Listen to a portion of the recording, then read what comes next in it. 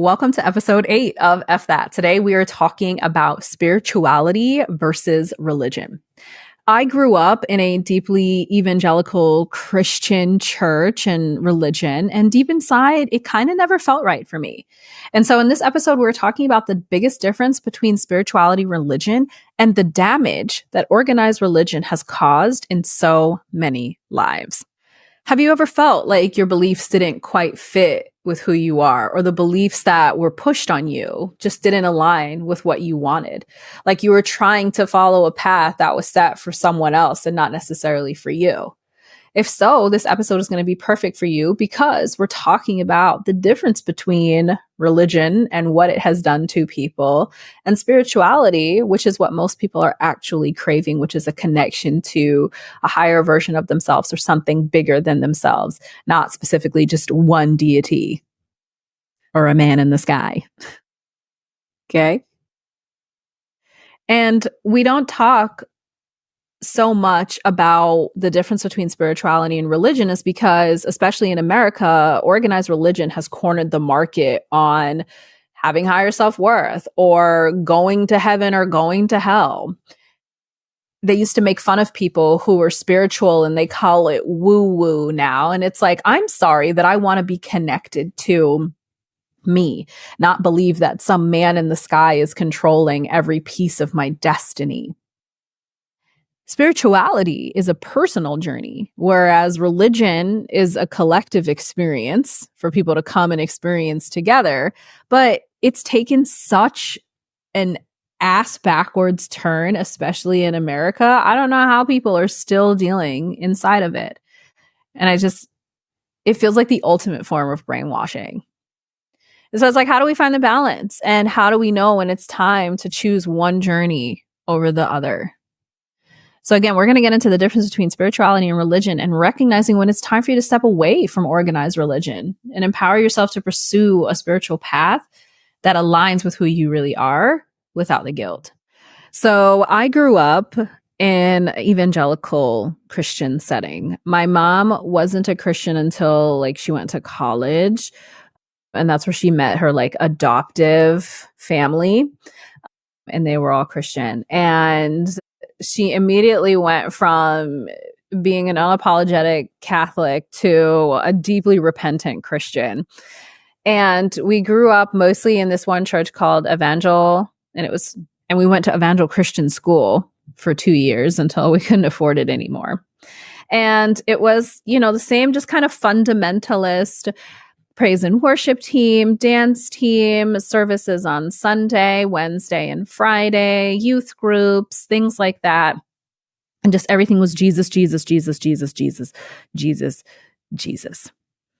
And obviously, it wasn't until I got older that I realized that evangelical Christianity also had a huge pull in conservative politics as well. And from a young age, I had always known that my brother was gay, but they would teach us that being gay was bad. And I never understood that. I'm like, but they're people and they deserve to be happy. I don't understand what the problem is. And I remember sitting in these pews at 7 years old, feeling so fucking conflicted because I'm like, you're saying that these people are bad for liking people that are the same gender, but I don't understand why that's your business. And yes, I have always been like this. I've always thought like this, even from a young age. It's a plague of being a projector. And I'd be like, I just don't get it. And the way that they would terrorize other religions, especially after 9/11. Because I lived in New York City during 9/11 and I was in 6th grade. And things went apeshit. People always like to talk about how we came together as a country after 9/11. No, we didn't. You came together as white evangelical Christians. You did not come together to help protect innocent Muslims from the way that they were being treated because they believed that all Muslims were to blame for 9/11, as opposed to just the extremists, which we have extremists. I say we. Evangelical Christians have extremism too. Tell me what most of the religions are of the white men that shoot up Walmarts in America. Every religion has extremists, but evangelical Christianity has such a hold on this nation that people get up in arms if, oh, we should be teaching prayer in schools. What kind of prayer? Because I could pray to the universe right now. I could open my mouth and speak to the universe right now and be like, hey, what are we doing? What do we got going on today? But because I'm not praying to Jesus, the evangelicals get their panties in a twist. You want to teach prayer, but you want to teach your kind of prayer. You want to teach the prayer that works for your agenda, not prayer that feels good for everyone. If they started saying, oh, hey, we want to start teaching prayer for Allah, you'd be like, blah, terrorism, because that's how terrible America is. That's how hateful American Christianity is. And I get that not everybody is like that, but the ones that have the biggest and the loudest voice have destroyed it for everybody else. And so it's interesting because these two women cornered me in Target a couple of weeks ago because being a projector, people are like, oh, her aura is so inviting. And they asked me how stressed I was. And I was like, I'm actually not that stressed. And they were just trying to tie that back to Jesus can make you less stressed. And I was like, I don't need Jesus right now. I'm like, but you have to decide if this is your work. I said, because the majority of the work it is that you have to do is repainting the picture of what an actual relationship with Jesus is, not the way that half of the people inside of your religion have fucked it up to look like. And they're like, oh, yeah, that's a good point. And I'm like, yeah, I know it's a good point. Okay. But back to my internal struggle. It was just like, it just never felt right to me. It was coming from a place of protection. Like, I just don't understand why you guys are so hateful, but all you talk about is love. Love your neighbor, unless they're gay. Unless they're Black and minding their business. Unless they use curse words. Unless they have sex out of wedlock, unless they get pregnant as a teenager. But, love instead. But, not here, not there. Love your neighbor, but not this neighbor. They're not good enough. It always felt so tragically lopsided to me. It always felt so deeply hypocritical. It always felt so insincere. And like there was a sense of deceit that we could do no wrong, but everybody else was wrong too. And I'm like, that just can't be right. That just can't be right. And I know that you're feeling this way too, which is why you've tuned into this episode. There's so many episodes for you to choose from, but for you to click on spirituality versus religion means that you're kind of having this pull in your own heart, in your own mind and soul. And I want to let you know that you're feeling conflicted because you have a strong moral compass. And it's okay to feel this way because we're going to talk through it, okay? So let's talk about what you believe right now. You might believe that religion is the only path to spiritual fulfillment, that Jesus is the only way, or that the specific deity that you were raised with is the only way to do things and that everybody else is wrong. That you and your religion found the one true God and everybody else is going to die a fiery death. And I don't know about you. I don't want to follow a religion that says that if I don't do exactly what they say, I'm going to die in the fiery pits of hell. Or not even die, but then I'm going to spend the rest of my days begging for my life and for the pain to stop because I didn't do what the religion told me to do. I don't want to follow a religion that's like, if you don't listen to Jesus 24/7, you will end up in hell. You will be burning an eternal death, an eternal fire. And Jesus and Christianity is the only way that won't happen. Come on, how accurate does that sound? That shit doesn't even sound real. That shit is wild.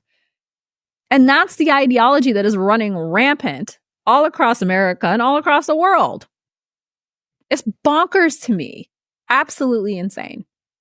And you probably also believe that spirituality and religion are synonymous with one another, that one cannot exist without the other. But I'm here to tell you, I dropped quick, fast, in a hurry, organized religion, my spiritual journey, 10x'd overnight. I feel so much more connected to myself and to the power that is outside of me or the power that's inside of me than I ever felt when I was being a Christian. Okay. You might also believe that the perception that walking away from religion means abandoning all forms of spirituality. And again, I have never felt more spiritual and more connected to myself and my higher self and the universe and what the universe is conspiring for me than I have felt since I walked away from religion, since I walked away from the Bible, since I walked away from these teachings. And it's interesting because it wasn't a difficult path to take, but it was a difficult decision to make. I felt like a zealot, a Jezebel. I felt like, well, what if I walk away? I grew up so deep in this religion that I got saved. You had to say a prayer that you acknowledge that you were accepting Jesus into your life and that you recognize that he was the one true God, and you would be saved from the fiery pits of hell once you made this public declaration of faith. I was so afraid of the fiery pits of hell that I got saved like 6 times. I used to joke that I had my own page in the Lamb's Book of Life because I just wanted to double check and triple check that I was going to make it to heaven. What kind of fear is that sowing into children? I was like 7 years old when this happened. They were sowing so much fear into my life. It never felt good. It always felt like I had to do everything right or I was just going to be punished through eternal damnation. Why do you want to follow a religion like that teaches that? I was so afraid all the time. I didn't feel abundance. I felt scarcity. It's what contributed to the scarcity that I felt. We got to go into it. I was going to say, don't even get me started on the rapture, but we have to talk about it because of the absolute fucking damage it has done. I was talking to one of my clients and she was like, I always had this fear that I was running out of time because my parents always talked about the rapture and how nobody knew the day or the time, but Jesus was going to come and whoever was left was going to the world was going to deteriorate so quickly and it was going to be a living nightmare being down here while the rest of the people that got saved were going to go up to heaven and watch us all burn. And I don't know about you, but all the deeply religious people right now, I actually wish the Lord would take them. Take them now. We need y'all to go. But the idea that I was always running out of time because what if tomorrow wasn't promised? So why would I want to do anything if I knew that Jesus might show up tomorrow? What would even be the point? I lived in this perpetual state of fear that there was never going to be enough time for me to do what I wanted to do with my life. And I don't know about you, but that is a horrible way to live. And that again sowed into the fear and the scarcity of if you don't do things the way that we say you're supposed to do them, then you're going to live in eternal damnation in the fiery pits of hell. And my spiritual journey has never made me feel that way. All I have ever felt is abundance. Now, when I do my card readings and I do a starseed oracle reading for myself, the universe will check me. I almost always pull the same card where it's like, stop micromanaging the universe. And I'm like, okay, bitch, I got it. I hear you. But never, if you do this the wrong way, if you skip steps 2 and 3 in the 5-step process, you're going to go straight to hell. Don't pass go. Don't collect $200. Why are we teaching people that? That is so horrible. You said everything was about love and acceptance and blah, blah, blah, but you're teaching damnation and scarcity and horror. The math ain't mathin'. So what was the turning point for me when it came to spirituality versus religion? I would like to say, as with all things, it was a gradual change for me. It didn't happen all at once. I started to associate being religious with my mom, who I was trying to create a break from. When I found out that I had a sister that was not only do we have the same name, but she's 2 months younger than me. That's another story for another episode.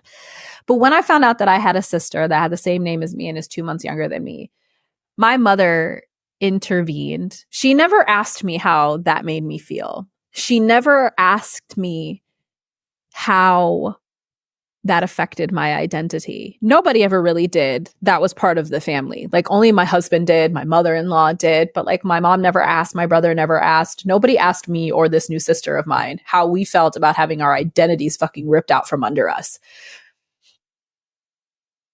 And nobody asked us how it affected us. And in fact, we tried to make sure everybody else was okay with it. It's this typical eldest daughter syndrome and typical having narcissistic parent shit. And my mom decided to intervene. And she told my father that he needed to repent. You can't tell a narcissist to repent. You can't tell them that because they don't give a fuck. My father was also the type of person that would tell people that it was okay for him to have mistresses, but he couldn't get a divorce because then he would go to hell. And it was like, what doo-doo ass? Where did you pull this from? What part of your ass did you pull this from? And it seemed like anytime somebody was trying to make an excuse for their poor behavior and how they treated their children, it always was somehow deeply rooted in the Bible. I watched a reel earlier today when you go back into church and you're sitting there after your mom just whooped your butt. And it was like she's sitting there praising Jesus and the gospel choir is going off and you're sitting there mad because you just got your butt whooped probably for just like saying no or answering back. And it was like people will literally abuse you under the guise of religion. Call it religion. Call it saying the Lord would want me to do this. What?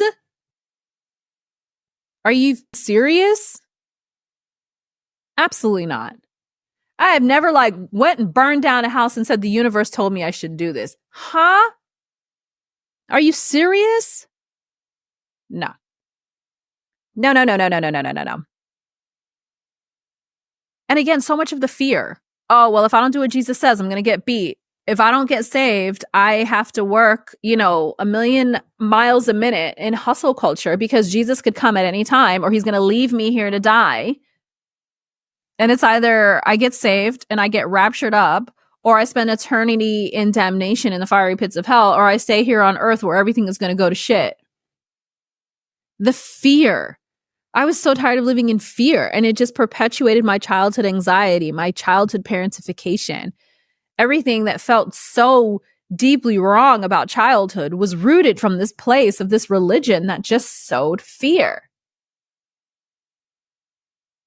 And there were so many different things that I did along the way to help me feel better about going on my spiritual journey. I spend so much time being introspective. Not a lot of people are as introspective as I am, but so many people claim to be, but they're not. And I spend a lot of time being like, how do I feel about this? What is this triggering inside of me? What do I want to know about this piece that I don't currently understand? I did a past life regression in May of 2024 where I met with my higher self and she showed me my most recent relevant past life, how I spent an entire lifetime people pleasing. And that was important for me because that's exactly what I teach my clients not to fucking do, is to choose themselves and to choose their happiness. And when I had these real experiences with the highest version of myself and the version of myself that already has done all the work and gone through everything, it made it so easy to walk away from religion because I was like, this is just a front. Everybody calls it something different, right? Prayer can be used in many different forms and ways to say things. You could say prayer, I could say meditation. The only difference is that I don't criminalize you for praying, but you criminalize me for meditating. You say that my spirituality is wrong when you're the one making people feel bad for not choosing your God, for not choosing your deity. And I assume, as with all things, it was never supposed to be that way, but that's what it's turned into. And the people who are trying to stay inside of organized religion, you've got a lot of work to do to get people back on your side. Because it's not a good look right now, brother. It's not a good look right now. Here is what is available to you when you decide to step away from the chokehold that organized religion has on you. First of all, abundance. Abundance everywhere. Religion doesn't teach about abundance. It teaches about everything that you need to do, everything that's left to do, all the work that you have to do. It doesn't teach you about what is already here in front of you for you to take advantage of. It's always about what you don't have, what you're not doing enough of, how you need to do more of things, how to be a better Christian as opposed to just being like, yeah, I'm a great Christian right now.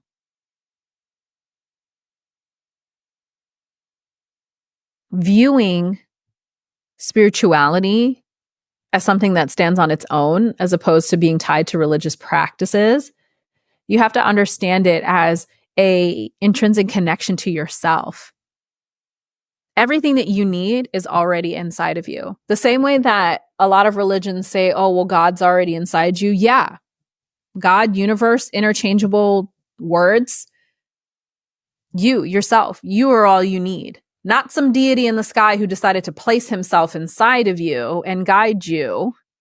You, yourself, you are all that you need. And you waiting for permission from some man in the clouds to tell you that you're doing a good job or that trying to guide you into something when the answers are already inside of you is what's keeping you stuck. And I think that you know that, which is again why you're here. This freedom that comes and the empowerment that comes from rejecting a fear-based approach to spirituality. We've talked so much about the fear and how it made you feel small and how it made you feel like you weren't doing enough. When you shift that perspective from fear to abundance, knowing that there's so much available to everyone everywhere, that what's available to you is limitless. The money, the growth, the personal development, the love, the family, the happiness, it's all limitless. You get to have that mindset when you shift away from organized religion. Having a spiritual perspective rather than a religious one can lead to a more authentic, fulfilling, and empowered life because you get to make your own rules for your spirituality. You're not following someone's outdated guidebook that was written 2,500 years ago, where people don't even have microwaves. Why am I listening to you? You don't even know what a toaster oven is. I have experienced so much inner peace from having a chat with myself, going deeper, spending time outside of my conscious mind, all the things that were frowned upon inside of religion, meditation, talking to my higher self, reading cards. I've experienced so much growth from doing that as opposed to waiting for Jesus to tell me what to do. And another way that you might have experienced church hurt was if you were like gay. I had a lot of friends and, family members who were gay, and the church tried to have them pray the gay away or tried to fix them. And you might have grown up believing that there was something wrong with you because you didn't fit the mold of the religion that you were like born into. And the damage that they did by trying to tell you that you were wrong and that that you were going to go to hell forever, and living with the fact that every now and again, you're still like, is there something wrong with me? What did I do wrong? And you feel this perpetual state of like guilt and fear because people told you that you were, damned to hell for being gay, sending you to pray the gay away camps, do things like that, forcing you to mask and not be the person that you know that you can be. And that caused you to be so disconnected from yourself, that caused you to gaslight yourself into believing that you were not good enough. And you are trying to fix all of that now because you know in your mind and in your heart that that wasn't true, but you still have to undo all of the damage that they did. And I see you. I see you so deeply. And I know how much that had to hurt for you. Being told that you were a mistake, but that God doesn't make mistakes at the same time, or that you were just sinning left and right, and that who you are naturally and who you were born as and who you were born to be was inherently wrong. And that you would spend the rest of eternity paying for being happy right now. You didn't deserve to feel like that. And even spirituality might feel like a reach for you because of the heavy association that it has with religion. But I want you to know that the two are mutually exclusive.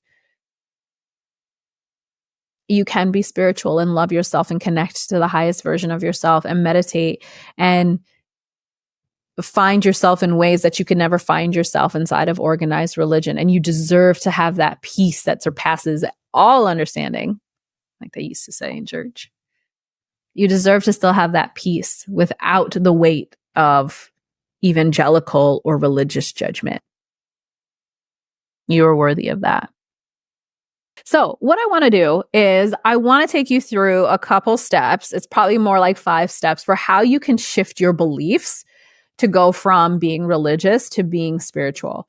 Again, I want to emphasize the importance of personal growth and self-discovery that comes from living a spiritual life rather than being in a religious framework. I want to encourage you to explore your own spiritual path. Don't try to do anything one specific person says. Figure out what resonates with you on a deeper level and chase that. It's going to be different for all of us. I'm connected with one girl on Instagram, and she describes herself as a witch, and she does tarot, and tarot really resonates with her. And sometimes she'll do card pulls and I'll be like, oh, what does it say today? I get really into it, but I lean more towards Starseed Oracle because that feels more like me. Find what works for you, and without judgment of yourself or without judgment of the practice, which can be very difficult to do at first. Okay. But explore what feels good and don't judge yourself for liking it, because then you're just treating yourself the same way the church made you feel. Okay. So step 1 on how we shift these beliefs. 1, reflect on your current beliefs about spirituality and religion. Journal about any discomfort or dissatisfaction that you feel. What makes you feel not so bueno about being in religion? Number 2, research different spiritual practices and philosophies that actually resonate with you. Explore beyond the confines of organized religion. Write down all the organized religion names and make sure that you don't look into them at all. Put them off to the side. Put them in a box. Okay?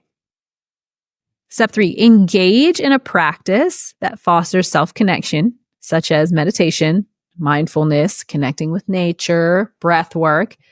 Practices that force you to go inward, not to look to anyone else for answers. Practices that force you to look inside of yourself.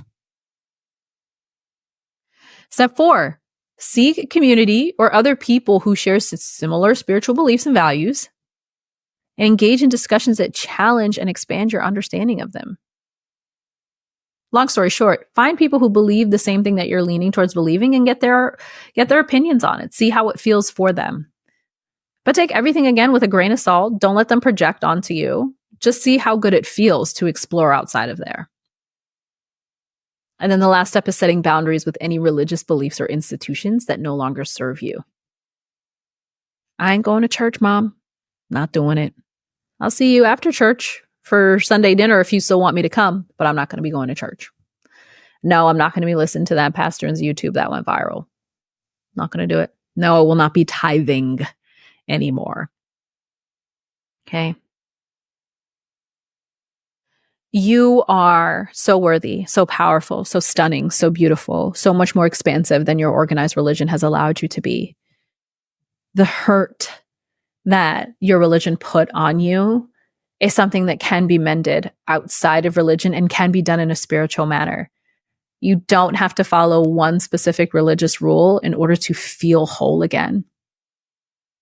You don't have to connect with something that feels forced. You are the operator of your life. You are the director of your own life film. You get to decide which way it goes from here without the guilt, without the pain, without the inauthenticity. It gets to be fulfilling for you. It gets to feel good. It gets to feel expansive. It gets to feel abundant, because abundance is your birthright. And that's not something that organized religion would ever tell you. Okay, so For your prompt questions for this week's episode, I want you to pause this and write them down, or you can always come back to them later. You can find them in the show notes at my website, and the link is going to be in the episode description. So question number 1. What spiritual practices have actually interested me outside of religion? What spiritual practices have interested me outside of organized religion? And I ask you this because you are curious, again, which is why you're here. So write which ones down that you're curious about. And then question 2 is, what's one way that I can explore learning about those practices today? Outside of a Google search. Be public about your move if you want to help it feel more real. Ask people on Facebook. Put a poll up on IG or TikTok or something. And say, what is it that you guys do? I'm thinking about this. Who out there does this and how does it feel for you? Find a Facebook group. There's Facebook groups for everything. Okay? You're worthy. You're deserving. You are so much more than organized religion has made you feel. And I'm sorry that they ever made you feel poorly about yourself. You don't deserve to feel that way. And there's so much more available to you when you let that organized religion go. And you tap into yourself, the highest version of yourself, and you tap into your body and you go inward and you look to yourself for answers instead of looking to some man with a beard in the sky for all of your answers. You can't have that. That is available to you. So join us next week. Next week's episode is actually going to be about my aha moment.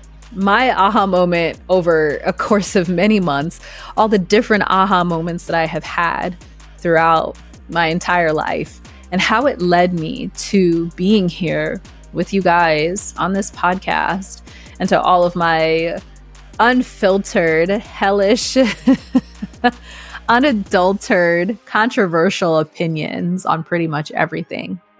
And I'm excited to share that piece with you. I'm excited to hear your remarks about it. And I'm excited to continue to lead you on this journey towards being the biggest, boldest, baddest version of yourself. So if you found this episode helpful, please subscribe, rate, and leave a review. And definitely make sure you share it with someone who you know can benefit from it, because you know that you're not alone in this struggle, so that they can reclaim their power as well. We'll see you next time.